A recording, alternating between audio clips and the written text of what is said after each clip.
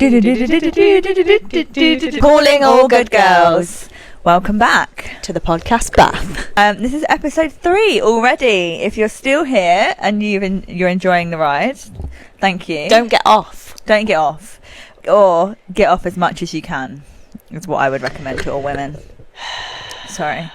If you listened to the last episode, you will know all about me now. And now it's time for you to learn about the more mysterious one of the duo, which is Ag. So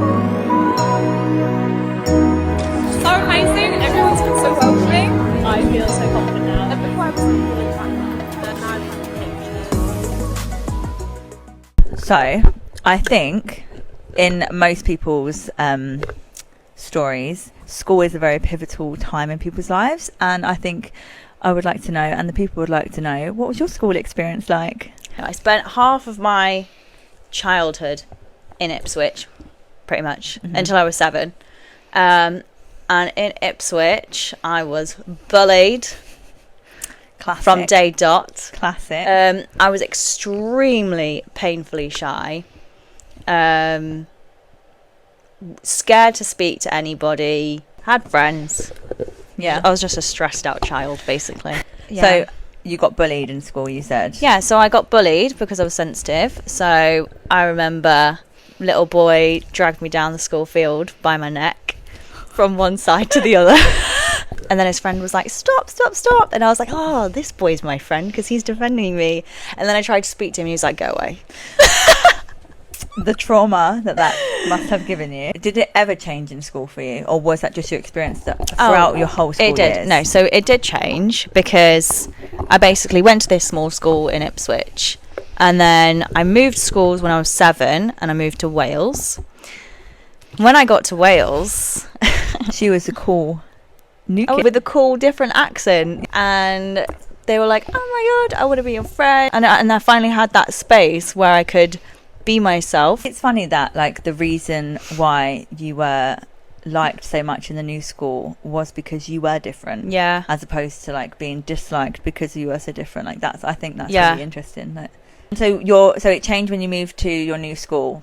Okay, is that where your confidence then started to grow? Or yeah, so my confidence grew in school. We're going to get into the nitty gritty in a minute. I became a bit of a clown. Mm-hmm. Funny. My friends from school would agree, probably. I used to be very silly. I was always making jokes. Mm-hmm. Just basically trying to be the entertainer and just really as silly as I could possibly be.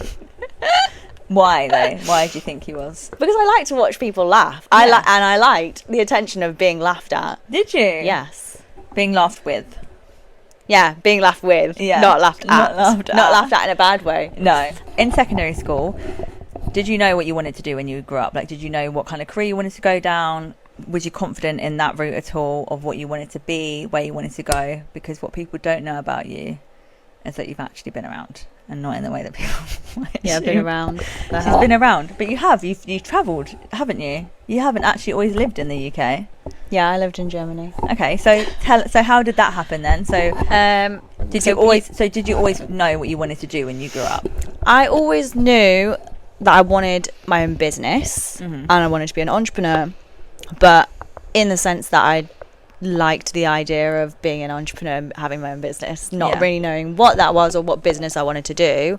When I left school, I didn't really know what I wanted to do, so I just did graphic design because it was what I was good at and I was doing it throughout school. And then I went to university for graphic design, ended up doing a year in Germany doing graphic design. How old were you when you moved to Germany? I was 20 years old. Completely on your own? It was with my friend. Okay, with your friend. I moved with my friend, but actually it was supposed to be just me. Yeah. And then my friend changed her mind last minute. And I did fly out there on my own and they like introduce you to other international students, so you're never on your own really because you have those people that are doing Remind me of the age again. So you was 20. Yeah. And you moved different country by yourself at the age of 20. Yes. That for 1 year. Okay, that is still like a huge thing though that took a lot of confidence for you to do. A lot of bravery. I did have something that should be probably mentioned is that I had by that point a shit ton of confidence. Yeah.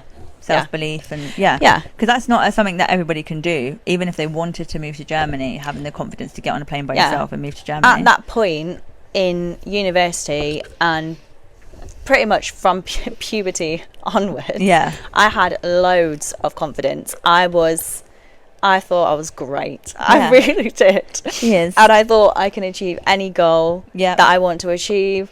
And I wasn't afraid to say anything. I wasn't afraid to do anything. I wasn't afraid to be different. I used to like go out and do things. Like I would turn up to events on my own and with the intention of making friends. Was this before or after Baby Bangs? I need to know. This was during Baby Bangs. During Baby Bangs. I am obsessed with Ag and her baby bangs. No. Yes. Insert picture of Ag and her baby bangs. We're going to insert it. I'm just trying to get a visual. I don't like for the the baby people. bangs. I love the baby bangs. So I had enough to spend and enough to like travel and explore and whatever. And I just felt really, really good about myself and really good about my future. Why do I feel a butt coming? But yeah, I feel a butt. Can anyone else feel a butt coming? I feel a butt coming. And then is there a butt? There is a butt. Well, there's not a butt. There's an and then. And then somebody walked into my life, and in a matter of 2 months, shred my confidence to pieces. Yeah. Was this a relationship, a friendship? I mean, yeah, it was a situationship. A situationship. Don't get into the situationships, Do not people. Get into situationships. This is a trigger warning against situationships. Yeah. So you met this guy who completely tore your self-esteem, confidence apart in the matter of 2 months. How can somebody in 2 months tear down something you had spent years building? How does that happen? So basically, I met a person and they were a very manipulative person from the get-go. Never ignore your intuition, because my actual first impression of this person was, that is a very nasty person right there. I can see it. And I should stay away from that person. But did you listen? Did I listen to that intuition? Absolutely not. Basically, I rejected that person as they said, would you like to be with me? And then following that rejection, they, long story short, manipulated me into becoming interested, even though I wasn't. Yeah. I don't even know how to explain it. They did so many things, and they said things to put me down and also make you interested. Spark my interest. Yeah. They couldn't have got your interest without putting you down, though, is the point. No, they couldn't. I actually liked somebody else at the time, and they said, well, you're being stupid. Long story short, I said no, and then they gave me silent treatment. We were in the same friendship group. They gave me silent treatment until that piqued my interest. And if silent treatment piques your interest, that's you already have trauma. Yeah. Hinted. Yes. You already have trauma. You have what we like to call in psychology an anxious attachment style. One episode is going to be all about attachment styles and how to recognise yours. So he got your attention. So he got my attention by giving me the silent treatment. That says all it needs to say. And essentially, they just chipped away at my self-esteem over 2 months. Took your soul. They criticised what I wore. They slut-shamed me pretty much every single day. They used to call me a slut, and they used to do that in public and in private. In front of people. If someone gave them a compliment, they would say something derogatory about me in front of those other people and to me, to put me to make to put me down. Like shit. Yeah. They then continuously called me a slut, basically to put me down, but also that ended up making me feel like I needed to prove that I wasn't a slut. Yeah. And that I could be faithful and exclusive. Mm-hmm. And so we had agreed to be exclusive. Even though you didn't want to be. Even though I didn't want to be in the first place. But it's just like all of the... It's so hard. Like, emotional abuse is so difficult Yeah. to explain because you are so confused when it's actually happening. Literally. And You don't know what they were just gaslighting me the whole time. And we agreed to be exclusive. And whilst I was being exclusive and they were encouraging me to stay in and to wait for them as they went out, they were out doing the dirty with everyone else, including my friend, and then they'd come back and they would gaslight me about it, and then they would call me a slut. So the 2 months it ended?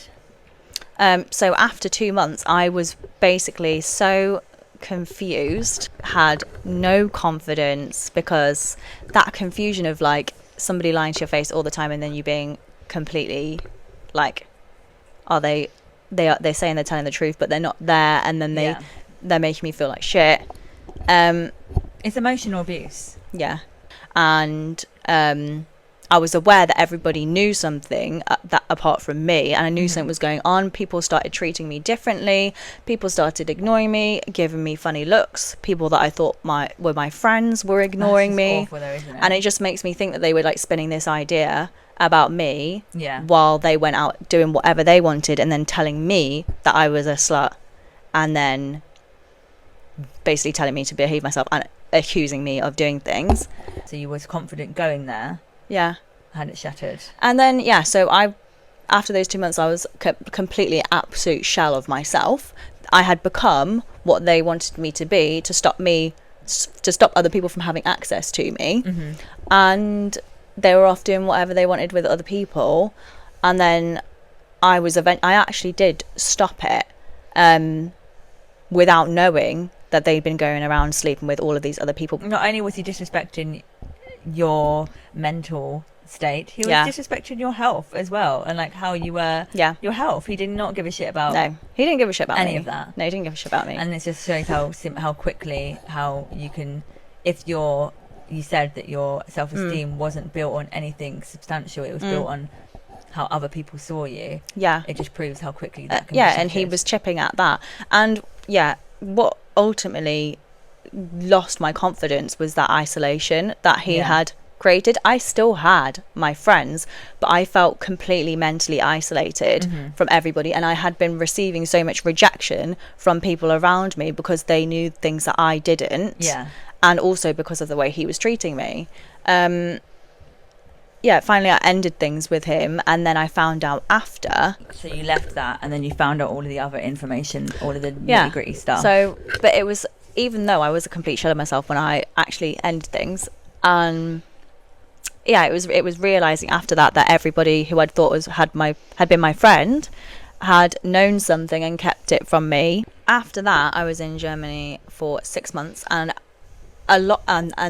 what made it hard for me was a lot of my friends actually were only doing a 6-month period. Right. So okay. they all went home, and I'd had a complete confidence knock, and then suddenly all of my support network had gone, and I still had a very close friend there, but they mingled with other people that I just never felt like I connected with properly. Do you think that you struggled to connect with them because of your experience with the last group of people you connected with? I basically left that experience feeling completely isolated and rejected and numb and depressed, and I just didn't want to be around anybody, and I would stay inside, and I would I started wearing more clothes as well, because I thought, well, I'm going to be respectable, and I just wanted to blend in, basically. Yeah. Before that experience, I had been the type of person I would wear what I'd want. I would be like going out, I would be quite happily be the centre of attention. Yeah. And after that experience, I was like, right, I'm just going to blend in. I just really want to be completely anonymous, because it's easier. Blend in. Yeah. It's easier. Yeah. To just blend in. So I wore more clothes, I stayed inside, I didn't want to socialise, I didn't want to be around people, and I thought I just wasn't clicking with people, but it was probably, in hindsight, more of a trust issue and a struggling to connect with people. So you eventually, obviously, because we're here in the UK as we speak, you come back to the UK after this traumatic experience, which was meant to be, I'm sure there was highs in your stay in Germany and living in Germany. Beginning bit was absolutely amazing. She goes there confident. Ag gets that destroyed. Ag comes back to the UK. When you come back to the UK, are you still suffering from the depression and the trauma that has been left from Germany? Basically, what I did, as any young woman would do with no brain cells. What do we do? I went right into another relationship to mask my feelings. Yes. So I basically walked immediately into another relationship. I went from being depressed to going into that relationship giving me a bit of life. Right. But I was still like I wasn't the real version of myself. I was still the version of myself that was just like covering up myself, my personality, not trying to draw attention to myself, being more introverted, and like being like taking pride of being more quiet person. And then I went straight into a relationship, and then when I went back to the UK, I was in that relationship, and that relationship should have ended probably as soon as I got back into the UK. But it continued, and that relationship drained the life out of me because I wasn't getting what every woman deserves. Which is what? Which is mutual, reciprocal energy and love. Reciprocity. Yeah. You got out of one horrible relationship and you went straight into another relationship. Yeah, this relationship that I went into next wasn't an abusive one. It was just completely, absolutely settling for less, which is the standard that I had set for myself through that experience. And then I just continued on settling for less and being an absolute watered version down of myself for years. What I will say is you just mentioned about how getting into this second relationship that you were still almost pretending to be somebody that you're not in order to like dilute yourself and hide away and not be seen as much, and then you got into this relationship through being that person. Just want to say to everybody that you will never attract the right person for you if you are not being yourself. You will always attract somebody who is for that version of you that you are not, which is not your person ultimately, which is probably one of the reasons why you did feel so drained, because you entered at a certain level and then you had to try and stay at that level. 4 years of not being myself, which led me to an absolute shit show. Pit of despair. Absolute pit. The actual pits. Armpits. Led me to the armpits. I was a complete shell of myself, and just gradually throughout those 4 years, and I'm not blaming this on the relationship. It's my fault for staying in it. I'm blaming it on me not being authentic for 4 years. Led me to be completely depressed, and my whole life was affected. I couldn't work properly. I couldn't study properly. I couldn't look after myself properly. I was depressed. I was anxious. I was a complete mess. How was your self-esteem? My self-esteem was absolutely hideous. Do you think if you had higher self-esteem, you would have been aware that you deserved more? Yeah, absolutely. I had no idea that I deserved any better than what I was getting. And that was the problem. And that was also the problem with the other man. If we can call him that. Is I, at the get-go, allowed somebody who was offering nothing but shit to cross the boundary. Yeah, because why? Because I had low self-esteem. Yeah. If I had higher self-esteem, you do not accept anything less than what you deserve, and that was my problem. And that's why you wasn't aware. Yeah, that's why I had confidence before, and perhaps like a very unstable self-esteem. Yeah. And that's why I let so many people cross my boundaries. So this relationship that went on for 4 years, that you wasn't being yourself. No. You didn't grow as a person. You had very low self-esteem. Did you try and get out of that? Did you, or not try and get out of it, but did you try to change the way you felt about yourself whilst in that relationship? I would try, but I would always be going down the wrong path, because I was always capping myself at what this other person could handle, and what this other person was happy with. When I would do certain things, they wouldn't like it. They wouldn't like that version of me, so I'd constantly bring myself back to the version of me that they did like, which was the watered down version. And because I was always being that, then I was never actually following anything that like lit a spark in me, so I was completely drained of life and energy. So I applied for a coaching accreditation, trying to find my life purpose, and then by chance I ended up enrolling onto this coaching course where I met Georgia. Hello. And then basically that gave me probably like a 1 month period of like, oh my god, this is what things can be like. And it was motivational. It was really motivational. It was motivational and encouraging, wasn't it? The course. And then a few months later, me and that boyfriend broke up. And because I had basically had none of my spark left and put all of my self-esteem into my relationship, I had nothing left, and I became a complete state. Depressed, anxious, not eating. You were very very. I was a mess. Anybody that was around me at that point would be able to tell. What did you do during that time to help you? So when I moved, get out of bed in the morning.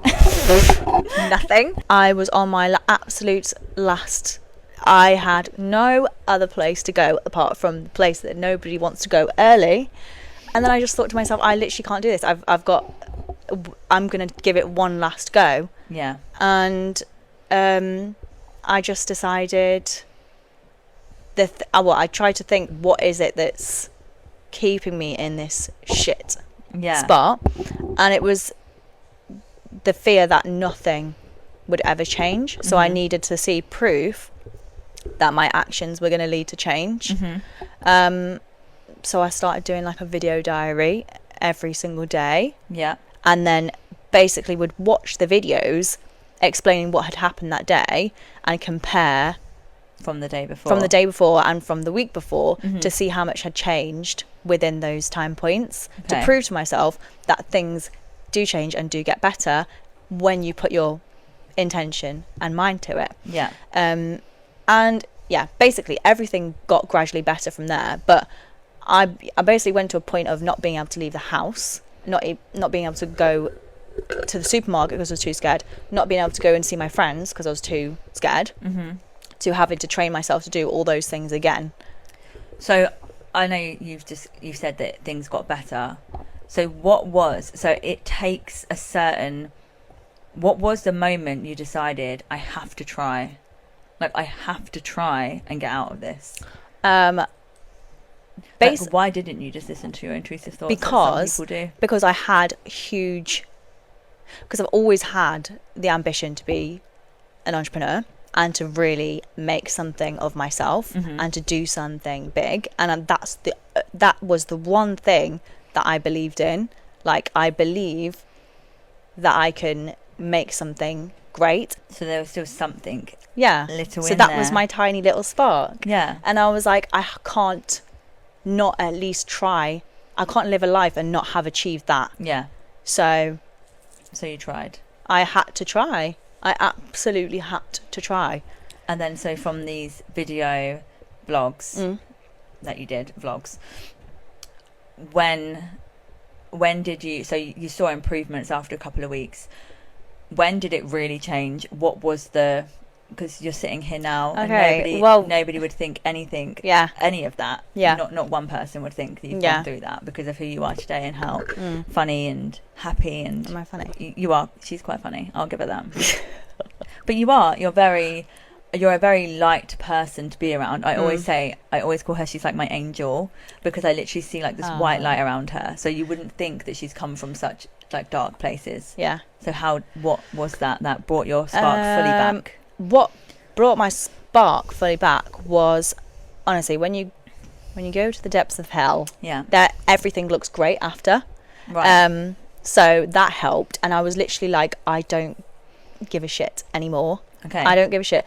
But also, I fell very coincidentally, and thank you universe, into something that allowed me to express the exact part of myself that I knew I had in me and that I knew I wanted to express, and that was Goodgirl. That was Goodgirl. Yeah, you gave me a project that was me. When I asked you to do the logo. Yeah, you gave me a project that was absolutely me to the core. So weird though, because I always say to you that if I didn't have you, then like I wouldn't have probably followed through with it, or even like did a logo or whatever. If I didn't come to you. So was you still doing the video blogs at that point? Yeah. So you have video blogs like talking about the day that I I have asked video you to do blogs the logo. talking about Goodgirl and how it was a project that felt different. Yeah, that, and I said it. That is the exact type of project that I've always wanted and dreamed of, and then it made me feel like myself. Oh my god. Yeah. I knew that you was like I didn't know at the time, and after like when we got to know each other, I knew that you wasn't in a good place. But I didn't know like that was the point of like the like me asking you to do the logo. I mean, I was still a complete state, but it gave you like building on that the year after. Yeah. And working on that consistently. It was working on the exact thing that was the thing that stopped me from unaliving myself. Oh my god. Yeah. So I don't know if you heard that, guys, but I saved her. I just saved my life. I saved her life by getting her to do a job for me that I have absolutely no skills in doing. What a weird like turn of events that, not I didn't save you, but the project, the timing was lovely. but the project that essentially saved me also saved you. Like Goodgirl, I didn't save you. Goodgirl saved us. It's like the way that I see it, like that we are now using to encourage other people and build other people's self-esteem is the exact same. Like Goodgirl is its own essence. Goodgirl is its own. It's its own energy. It's come from the universe. Yeah, it's its own force, and it saved me and you in a one weird way or another. I find that so. That's kind of like goosebumpy to me. Yeah, like that is weird. Because so I asked you to do the logo. This is a project that you felt passionate about. Yeah. And you said you did videos on how it felt different. Yeah. Carry on from there. What happened? Did your confidence grow from there? So did you do anything else to try and get you out of that? Well, my confidence kept growing because I basically exposure therapied everything that scared me, which was from the basic things of even going to the supermarket. I had to like teach myself to do that again without feeling completely paralyzed with anxiety. So those things genuinely did help, and that is it's confidence building, because I was having to consistently do things to bring back my confidence. And then working on Goodgirl, it's so aligned with who I am and what I wanted to do, which was to make a business that maintains its creativity and also helps other people. And I never found a business that blended both but kept it exciting. And I knew in university that's what I wanted. I wanted, and I thought, I want to create my own, but the idea never came. So I was working on that, and it was completely fulfilling for me, and it was allowing me to be myself every single day. And so essentially the same as what you said, being myself every day literally saved my life. Because you told me, because I didn't know before, but Ag told me, you read somewhere that authenticity is the highest vibration. It's the highest vibration. And if you believe in energies and vibrations, when someone says, they're a low vibe, or this is like a high vibe environment, it's the same thing. So like, Ag taught me that, and I believed it straight away, because it is, like you said, being authentic to myself has brought me so many blessings. And when you were finally being authentic to you is when your life changed. And I stopped dressing like a nun. We speak sitting here now in, In tracksuits. sweats. Yeah. Just started completely found myself Yeah. again, and committed to being myself and being authentic, and that literally gives you life. Yeah. Okay. What would you say to the version of yourself that was first shamed even back when you lived in Germany? If you could meet her now, what would you tell her? Cut people very quickly out of your life who don't allow you to be yourself, and commit to always being yourself. If you want to find out how our worlds now collide, and how we ended up sitting in this tub talking to you today, then tune in for the next episode. And that is when shit gets real, isn't it?